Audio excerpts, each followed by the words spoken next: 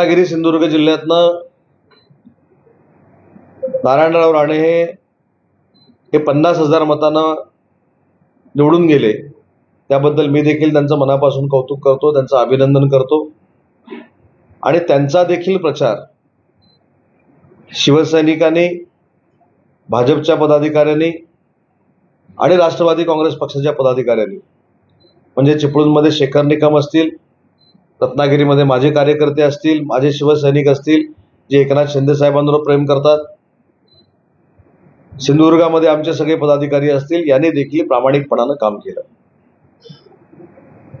परंतु कदाचित काही गैरसमजात असेल किंवा अन्य काही बाबींमुळे असेल, महाराष्ट्रामध्ये काही ठिकाणी गैरसमजाचं वातावरण तयार झालेलं आहे. आणि या वातावरणामध्ये काल रामटेकचे माजी खासदार जे आहेत त्यांनी देखील एक पत्रकार परिषद घेतली. रायगडमधनं आमचे मुख्य प्रतोद भरत शेठ गोगावले साहेबांनी एक पत्रकार परिषद घेतली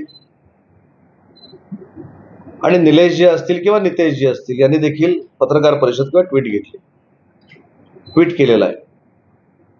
या सगळ्या संदर्भात मी स्वतः आज सकाळी माननीय भाजपाचे महाराष्ट्राचे सर्वेसर्वा देवेंद्रजी फडणवीस यांच्याशी चर्चा केली, प्रदेशाध्यक्ष बावनकुळे साहेबांशी चर्चा केली आणि भाजपाचे कोकणातले नेते रवींद्र चव्हाण यांच्याशी देखील चर्चा केली.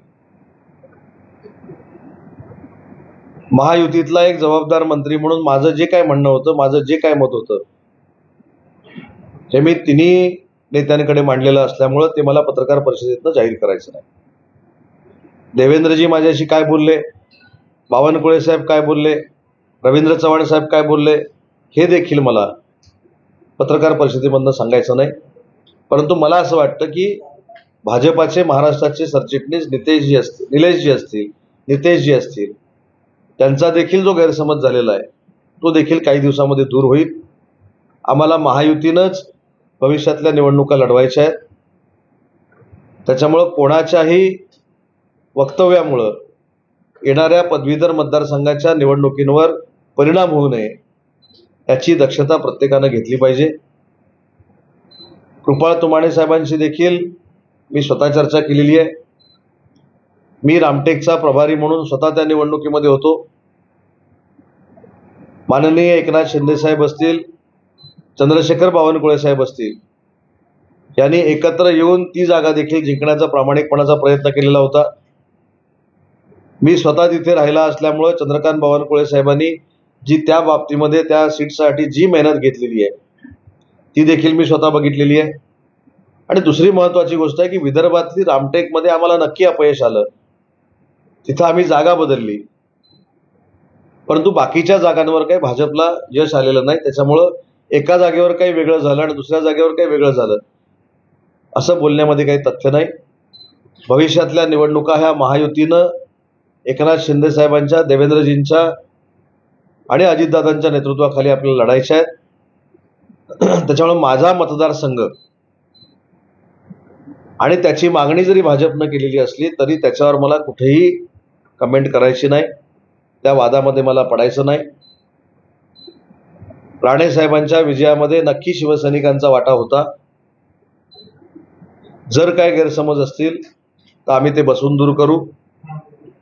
कारण ज्यांनी माझ्यावर टीका केली की ज्यांनी माझा मतदारसंघ मागितलाय हे काय उभाटाचे पदाधिकारी नाही आहेत किंवा उभाटाचे नेते नाही आहेत, ते आमच्यातलेच आहेत. त्याच्यामुळे नक्की आम्ही गैरसमज दूर करू. आमच्यामुळं महाविकास आघाडीच्या कुठच्याही घटक पक्षाला फायदा होईल अशा पद्धतीची भूमिका माझ्याकडनं घेतली जाणार नाही. त्याच्यामुळे समोरचा कोणतरी बोललाय म्हणून माझ्याकडनं आपण देखील टीकेची अपेक्षा करू नये. ते बोललेत म्हणून मी तुम्हाला काहीतरी ब्रेकिंग देईन अशा पद्धतीची देखील अपेक्षा माझ्याकडनं करू नये. शेवटी आमचं हे घरातलं भांडण आहे, महायुतीतलं भांडण आहे. त्याच्यामुळे ते कसं थांबवायचं, कसं पुढं न्यायचं की न्यायचं नाही याची परिपक्वता माझ्यासारख्या कार्यकर्त्यामध्ये आहे. आणि स्वाभाविक आहे, जर गैरसमज झाला असेल तर त्याच्यातनं काही वक्तव्य होतात, त्याच्याकडे देखील मला खिलाडू वृत्तीनं बघायचं आहे. कारण आज राज्याचा उद्योगमंत्री म्हणून काम करत असताना माझ्या एखाद्या वक्तव्यामुळं महायुतीमध्ये कुठे मिठाचा खडा पडेल अशा पद्धतीचं वक्तव्य मला करायचं नाही. आणि म्हणून राणे साहेबांना मी स्वतः भेटेन. ते शेवटी सिनियर आहेत, राज्याचे मुख्यमंत्री राहिलेले आहेत. त्याच्यामध्ये मला असं वाटतं की फार काळ ही कटुता राहील असं मला वाटत नाही. आणि जे काही गैरसमज आहेत ते आम्ही बसून दूर करू. त्याच्यामुळं महाराष्ट्रातल्या प्रत्येक भाजपाच्या कार्यकर्त्यानं, प्रत्येक शिवसेनेच्या कार्यकर्त्यानं, प्रत्येक राष्ट्रवादी काँग्रेस पार्टीच्या कार्यकर्त्यानं आपापल्या परीनं महायुतीचा उमेदवार निवडून आणण्यासाठी अहोरात्र मेहनत केलेली आहे. त्याच्यामुळं माझी नेते मंडळींना एवढीच विनंती आहे महायुतीतल्या की आपल्या बोलण्यामुळं, आपल्या वक्तव्यामुळं तिघांची जी अतिशय चांगली संघटनात्मक युती झालेली आहे त्याच्यामध्ये कुठं वेडवाकडं होईल अशा पद्धतीचं कोणी बोलू नये. आणि म्हणूनच मी आपल्याला सांगितलं की माझ्या दृष्टीनं निलेशजींनी केलेलं ट्विट असेल किंवा नितेशजींनी घेतलेली पत्रकार परिषद असेल याच्या संदर्भातला माझा विषय, कारण प्रत्येक ठिकाणी गेल्यानंतर ते बोलल्यानंतर तुमचं म्हणणं काय, ते बोलल्यानंतर तुमचं म्हणणं काय, हा विषय माझ्यासाठी संपलेला आहे. राणे साहेबांना सोबत घेऊन केंद्रामध्ये कोकणचा विकास करणं हे आमचं ध्येय आहे. राणे साहेबांना कोकणचा अभ्यास आहे. राणे साहेबांसाठी मी स्वतः वाडी वस्त्यांवर फिरलेलो आहे. त्याच्यामुळं ज्या काही विकासात्मक त्रुटी शिल्लक आहेत कोकणातल्या त्या राणे साहेबांच्या माध्यमातून आम्ही दूर करू. निलेशजी, नितेशजींना साथीला घेऊ. त्याच्यामुळं कोणाला जर वाटत असेल की कालच्या ट्विटमुळं आमच्यामध्ये फार मोठा वादंग निर्माण होईल आणि आम्ही भांडू आणि आम्ही काहीतरी वेगळं, महत्त्वाच्या गोष्टी अशा आहेत की जो गैरसमज पसरवण्यामध्ये महाविकास आघाडी यशस्वी झाली त्याच्यामुळं त्यांना ही मतांची सूज आहे. जे सांगतायत की आमच्या एवढ्या जागा निवडून आल्या, तेवढ्या जागा निवडून आल्या, तेवढ्या जागा निवडून आल्या, त्यातली ही जर मतं मायनस केली तर प्रत्येक जागा 1.5 ते 2.25 लाख मतांना ते हरलेले आहेत. आणि आता एकदा निकाल लागल्यानंतर लोकशाहीवर विश्वास ठेवला पाहिजे. आम्ही आता ईव्हीएमवर काही शंका काढत नाही. पूर्वी ते काढत होते, आता ते काढत नाहीत. त्याच्यामुळे हे देखील तुमच्या लक्षात आलं असेल की रिझल्ट ज्यावेळी महाविकास आघाडीच्या वतीनं लागतो त्यावेळी ईव्हीएम चांगली असते आणि वायकर ज्यावेळी जिंकले आणि बाकीचे पराभूत झाले तेव्हा तिथं यंत्रणेवर त्यांनी टीका केली. हे दुटप्पी भूमिका आहे. मी काल ज्यावेळी मुस्लिम बांधवांना विचारलं की नक्की हे काय झालं, कारण माझ्या मतदारसंघामध्ये सुद्धा जे काय सांगितलं जातं की माझ्या मतदारसंघामध्ये मतदान मागे आलं. माझ्याकडे 27,301 मतदान हे मुस्लिम बांधवांनी केलं आणि त्याच्यापैकी फक्त 1,301 मतं ही आम्हाला पडली. हीच परिस्थिती रायगडमध्ये आहे, हीच परिस्थिती ठाण्यामध्ये आहे, हीच परिस्थिती विदर्भामध्ये आहे. त्याच्यामुळे मुस्लिम बांधवांमध्ये जो काही गैरसमज पसरवला गेला तो दूर करण्यामध्ये आम्ही अयशस्वी ठरलो.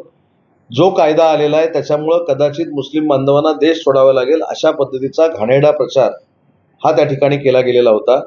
परंतु ज्या मुस्लिम बांधवांच्या जीवावर हे लोक इतक्या मतापर्यंत पोचले, आजपर्यंत त्या मुस्लिम बांधवांचं याने नाव देखील घेतलं नाही, दलित बांधवांचं नाव देखील घेतलं नाही.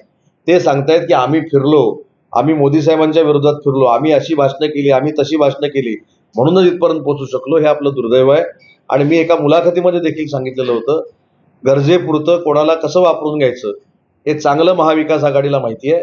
आता कोणाच्याही तोंडातनं असा प्र येत नाही की मुस्लिम बांधवांनी आम्हाला मतदान केलं किंवा संविधानाबद्दलचा गैरसमज पसरवून दलित बांधवांनी आम्हाला मतदान केलं ह्याचा शब्द प्रयोग देखील त्यांच्याकडनं होत नाही. याचा अर्थ ते किती लोकांना वापरून सोडून देणार आहेत याची प्रचिती देखील 48 तासातच मुस्लिम बांधवांना आलेली आहे. हेच मला काल मुस्लिम बांधव सांगत होते. याच्यामध्ये थोडे गैरसमज असे झालेले आहेत जे सकाळी मी प्रदेशाध्यक्ष बावनकुळे साहेबांशी बोललो. ज्या काही स्टेटमेंट देत आहेत किंवा ज्या काही गोष्टी होत आहेत त्याच्यामुळं रायगडमधनं काल आमचे भरत शेठ गोगावलेंनी एक पत्रकार परिषद घेऊन सांगितलं की या सगळ्या गोष्टीचं जोपर्यंत व्हेरिफिकेशन होत नाही तोपर्यंत आपण या सगळ्या गोष्टीमध्ये सक्रिय होणार नाही. आता ही त्यांची ती भूमिका आहे रायगडवासियांची. माझ्याबरोबर जे शिवसैनिक बोलले त्यांची देखील हीच भूमिका असू शकते. परंतु महायुतीचा उमेदवार जाहीर झाल्यानंतर मग ते डावखरे असतील किंवा XYZ कोणी असतील आणि आमच्या कार्यकर्त्यांच्या पदाधिकाऱ्यांच्या मनातल्या शंका दूर झाल्यानंतर जीव ओतून आम्ही काम करू आणि महायुतीचा जो पण उमेदवार असेल त्याला निवडू. महायुती नक्की राहील. महायुतीच्याच माध्यमातून आम्ही लढू. ज्या काही चुका झालेल्या आहेत, ज्या काही त्रुटी आहेत हे आम्हाला कळलेल्या आहेत. त्याच्यावर सगळ्या नेते मंडळींच्या मार्गदर्शनाखाली आम्ही मार्ग काढू आणि आज ठामपणानं रत्नागिरीमध्ये सांगतो, माझा विश्वास, आत्मविश्वास, अति आत्मविश्वास नाही, सरकार महायुतीचंच येईल आणि ज्या पद्धतीनं आता आमचे महायुतीचे आमदार आहेत तोच 200चा आकडा आम्ही पार करू. विधानसभेची निवडणूक ही 4 महिन्यानंतर होणार आहे. पदवीधरची मतदारसंघाची निवडणूक अगोदर आहे, त्याच्यानंतर ती आहे. मनोजजींच्या देखील मनामधल्या असलेल्या शंका ह्या दूर होतील, कारण शेवटी एकनाथ शिंदे साहेबांनी ज्या पद्धतीनं मराठा समाजाला न्याय देण्याची भूमिका घेतलेली आहे, ओबीसींचं काही हिरावून न घेता, ते देखील मनोजजींना माहिती आहे आणि त्याच्यामुळे मनोजजींची समजूत काढण्यामध्ये आम्ही यशस्वी होऊ. मी काय सांगितलं ह्यालाच गैरसमज असं म्हणतात, ह्याचीच व्याख्या गैरसमज अशी आहे. आता उद्धवजींना भेटले, रश्मी ठाकरेंना भेटले, हे काय लपून राहत नाही. जर पुरावा असेल तर त्यांनी तो सादर करावा. आणि माझी विनंतीच ही आहे की जर आपल्याकडे पुरावा असेल तर भाजपाचे नेते स्वतः देवेंद्रजी आहेत, बावनकुळे साहेब आहेत, राणे साहेब आहेत, त्यांच्याकडे तो सादर करावा. त्याच्यावर पक्षांतर्गत जी काही कारवाई करायची ती एकनाथ शिंदे साहेब करतील ना. पण म्हणून माझं असं मत आहे की त्याच्यासाठी ट्विट करावं अशातला माझा भाग नाही. आणि म्हणून मी एकदा जर सांगितलं की माझं सगळं सांगत असताना की माझ्यासाठी तो विषय संपलेला आहे, तर ते विकासात्मक मला विचारा.